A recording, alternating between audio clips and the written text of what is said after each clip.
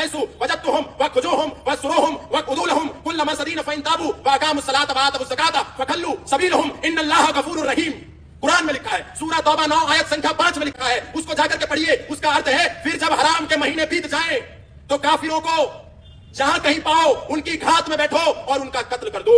फिर जब कि मैं मुसलमान अब नहीं हूं, और कुरान में क्या लिखा है, सल्लल्लाहु अलैहि वसल्लम हजरत पैगंबर मोहम्मद साहब ने कुरान में क्या फरमाया है, वो सत्य पूरी दुनिया को बता रहा था। पर न्यायकारी है, इतना घातक हमला करने के बाद भी सलीम वास्तिक अभी जिंदगी और मौत से लड़ रहा है, और सलीम वास्तिक ईश्वर की कृपा से मौत को मात दे करके वापिस आ गया तो एक एक जिहादियों से एक एक घाव का हिसाब लेगा, ये बात भी तय है। और हम सबको मिलकर के उस सलीम वास्तिक के लिए ईश्वर से प्रार्थना करनी चाहिए, वंदना करनी चाहिए, मन्नतें मांगनी चाहिए। चलो मैं इसी की बात से मैं आपको समझाना चाहता हूं। मैं इसने जो भी कहा, एक सूरह तौबा की बात की इसने, एक सलीम को मारा गया वो बात की, एक सलीम बदला लेने की बात की इसने। रही बात सूरह तौबा में कहा गया है आयत नंबर 5 में, सही कहा गया है, मगर ये लोग इतना ही बताते हैं, किस लिए कहा था, क्यों कहा था, ये नहीं बताएंगे।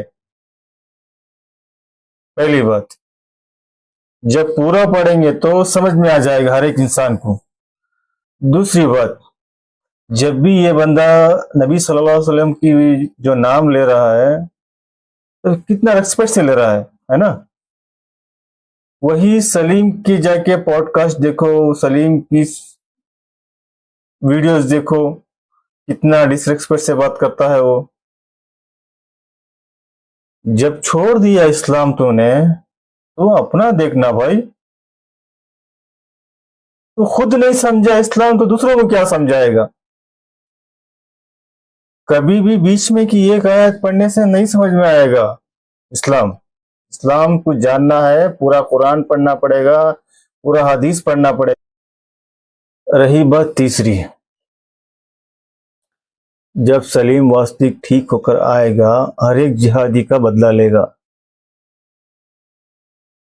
उस टाइम पे भी जंगें होती थी, उस टाइम पे भी मुसलमान को मारा जाता था, मुसलमान को तकलीफ दिया जाता था। जब वो लोग बदला लिए, जब ईश्वर ने नहीं चाहा, जब अल्लाह ने नहीं चाहा, तब हुआ वो गलत। अब जो आके करेगा सलीम वास्तिक वो सही करेगा, है ना। आप ही बताओ, इसी की बातों से समझो।